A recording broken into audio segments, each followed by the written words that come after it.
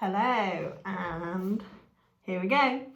Right, so remember, darkness, as Roz had just been shot down or something by the Recos. Oh no, she was falling, and then suddenly everything went dark. Okay, so chapter 79, the designer. I'll show you the picture now. Okay, Roz awoke slowly. She was surprised to be waking up at all. The fall from the building should have destroyed her, and yet here she was. But where was she? Everything was dark and silent. Was this where robots go when they die? No. As her systems activated, the real world came into focus. She saw white walls and floors, and she heard the hum of machinery in the background. Roz was somewhere inside the robot factory where she had been made. A pile of robot parts lay on the floor. The parts were smashed and mangled. It took a moment for Roz to realise she was looking down at her own broken body. It took another moment for her to realise she was now nothing more than a robotic head. Her head was sitting atop an electronic box that powered her computer brain. Roz still had her thoughts and her voice, but without a body, she couldn't move. So she sat there completely helpless and waited for the makers to appear. The makers did not appear. Instead, Roz heard small footsteps and an old woman appeared. She was elegant, with white hair and red lipstick and black clothes. Flowery perfume wafted behind her. Every detail about the woman was neat and precise, except for her fingers, which were smudged with dark grease. "Welcome back, Roz," said the woman, wiping her hands on the rag.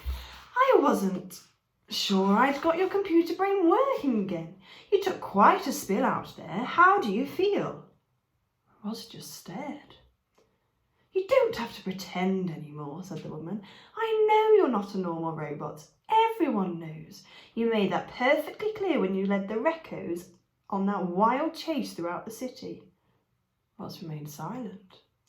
"I watched the video of the chase. I don't know how you got those pigeons to attack our airship, but I'm more interested in the goose. You seem to be speaking with it. Can you explain this to me?" "The goose is my son," said Roz at last. "Is that so?" The woman arched an eyebrow. "Roz, I repaired your computer brain so I could talk with you. I want to know how you came to be this way. So let's talk. I'll begin by introducing myself. My name is Dr. Malvo. A long time ago, I fell in love with computers and robots, and I created a company called TechLab Industries. Since then, millions of robots have been produced right here in this factory, and I've designed every last one of them." Dr. Malvo leaned forward. "Roz, I designed you." Chapter 80, the beautiful glitch. Deep inside the robot factory, Dr. Malvo was sitting with Roz in Unit 7134. Roz was now just a robotic head, but for the moment her head was all she needed. The robot and the designer had many questions for each other, and they sat there for hours having conversations like these. "What happened to you on that island?" said Dr. Malvo. "Tell me everything." The robot told her everything. She described how she awoke on a rocky shore, and how her only desire was to survive, and how difficult life was in that harsh place. "To survive in the wild, I had to become wild," said Roz. "So I studied the wild animals and mimicked their behaviour, and eventually I learned to speak their language." "Incredible," said Dr. Malvo. "You're programmed to learn different languages, and you're programmed to work with animals, but I never imagined you could learn to speak with animals." "Although I could not speak to animals, they still did not trust me," said Roz. "I tried to win them over with kindness. Animals ran from me and laughed at me and attacked me, and I always responded with kindness. It was a good strategy, but the real key to my survival came in the form of a goslin. When I adopted Brightbill, everything changed. I was finally accepted by the animals. I was surrounded by friends and family. I was home. Am I the only wild robot? Said Roz. I don't know, said Dr. Mulvey. Many defective robots have been returned over the years. It's possible some were like you until we destroyed them. Will you destroy me? The woman sighed. Roz, people are afraid of you. They saw you fleeing through the city and they think you're dangerous. They want to know the danger is gone, and so, when we're finished speaking, I'll have to destroy you. I am not dangerous, said the robot. That part of my programming has never failed. Even if I wanted to be violent, I could not. Have you ever wanted to be violent? No, every problem has a peaceful solution. Violence is unnecessary. Do right. I wish it were that simple, said Dr. Mulvey. It's an amazing time to be alive, but there is still crime.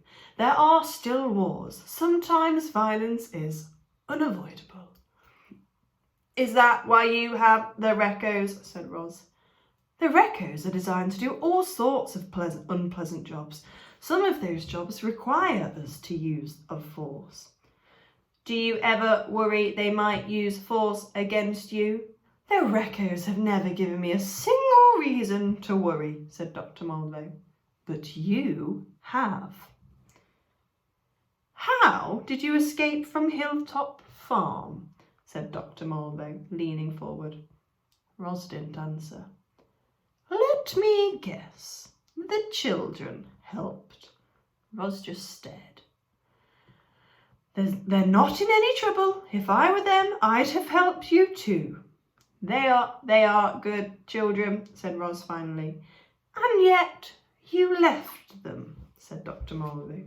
Leaving was not easy. I care about everyone on Hilltop Farm, and I did my best to look after them all, but I did not belong there, and when the children discovered who I really was, they agreed. They wanted me to go home, so they helped me to escape. Why do I fear water? Why am I female? Was my body designed this? Why was my body designed this way? Why does my computer brain know some things and not others? Why, Dr. Mulvey laughed. Why do you need all the answers? You programmed me to learn, said Roz.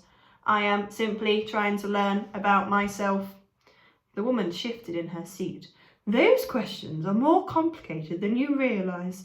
There are countless little considerations that go into designing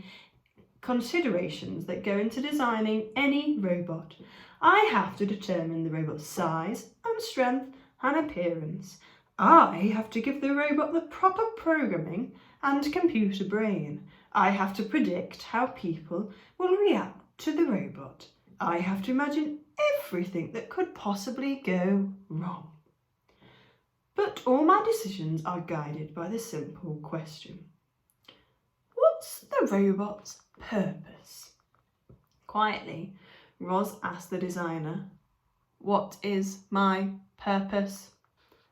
I am sorry to disappoint you, Roz, but you don't have some grand purpose. Like all the other Roslyn robots, you were designed to work for humans. That's it. The robot thought for a moment. Then she said, I once suggested to a group of wild animals that my purpose might simply be to help others. The designer thought for a moment. Then she said, when you put it that way, your purpose does sound rather grand, doesn't it? How would you feel if someone else said you could never go home to your family? Asked Roz. Dr. Mulvey smirked. Nobody would say that to me. I've spent my whole life creating robots. I never had time for a family. You created me, said Roz. In a way, I am your child, and you are my mother. I am not your mother, said Dr. Mulvey flatly. I am not your mother, repeated Roz. Those were my very first words to Bright Bill, but I was wrong. The woman stroked her chin. Up on the rooftop before you fell, what were your very last words to Bright Bill? I told him I loved him. How do you know your feelings are real? Said the woman. How do you know your feelings are real? Said the robot. Your brain might be defective, said Dr. Mulvey, but it's certainly fascinating. I did not choose to be this way, said Roz, but this is who I am. You would be wild too if you had been born and raised in the wilderness. Maybe I am defective, maybe everything I have experienced is a result of a glitch. But if so, what a beautiful glitch. I have my own thoughts and feelings. I made a life for myself. I have a son. Bright Bill is somewhere out there now, right now, wondering if he will ever see his mother again. Dr. Mulvey, you do not need to destroy me. You can fix me and I will return to my island and this city will never see me again. I promise. I just want to go home. Please, help me. There were tears in Dr. Mulvey's eyes. The old woman had heard enough. Without a word, she reached behind Roz's head and pressed the button. Click!